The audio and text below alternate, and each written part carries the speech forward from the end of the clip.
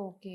So, ఏదన్నా కూడా once కాస్త రిలీఫ్ వచ్చిందంటే మన మైండ్ సెట్ ఎలా ఉంటుందంటే, తగ్గిపోయింది కదా! ఇంక చాలు అని ఎక్కడికక్కడ మొత్తం స్టాప్ చేసేస్తారు. అవును. సో, అక్కడ మళ్ళీ ప్రాబ్లమ్ అరైజ్ ఏ అవ్వచ్చు. ఏ ట్రీట్మెంట్‌లో అయినా గాని, హ్మ్. ప్రతి టాబ్లెట్‌లోను, ప్రతి ప్రొసీజర్‌లో, ప్రతి సర్జరీలో జాగ్రత్తలు డాక్టర్ చెప్పాలి, పేషెంట్ పాటించాలి. హ్మ్. అన్నిటికి జాగ్రత్తలుంటాయి. హ్మ్.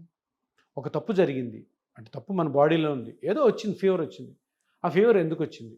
ఆ ఫీవర్ మళ్ళీ రాకుండా ఉండాలంటే ఏం చేయాలా? ప్రికాషన్స్ అన్నీ పాటించాలి. అలాగే ఒక సర్జరీ అయినా, ఏ ట్రీట్మెంట్ అయినా, ఏ ప్రొసీజర్ అయినా కూడా జాగ్రత్తలు లేనిదే, జాగ్రత్తలు మీకు అర్థం కాలేదు అంటే ట్రీట్మెంట్‌కెళ్ళొద్దు. హ్మ్. అన్నీ తెలుసుకొనే చేసుకోవాలి. ఇప్పుడు ఈరోజు ఒక ఆవిడొచ్చారు. 65 ఇయర్స్. బాగా కుడి మోకాలు పోయింది. హ్మ్.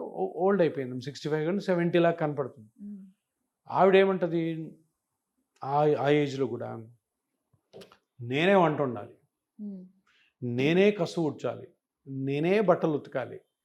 నేనే ఇచ్చేయాలంటే అందరికి కూర్చోబెట్టాం. చూడమ్మా నీ ఏజు నువ్వు ఏ పని చేసేదానికి రెడీగా లేదు. హ్మ్. నువ్వు ఇలా చేసావంటే ఈరోజు నీకు కుడి మోకాలే పోయింది. తర్వాత ఎడమ మోకాలు, నడుము అన్నీ వస్తాయి.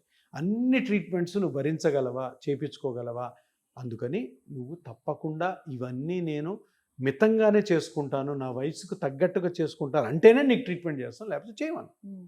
స్పెసిఫిక్‌గా ఉండాలి మనం. ఎందుకంటే ఇష్టం వచ్చినట్టు ఏమన్నా చేసుకోవచ్చమ్మా అని చెప్పే డాక్టర్‌లు నమ్మొద్దు. అలా చెప్పడం కూడా తప్పు. ఓకే. జాగ్రత్తలు తప్పకుండా పాటించాల్సిందే. హ్మ్.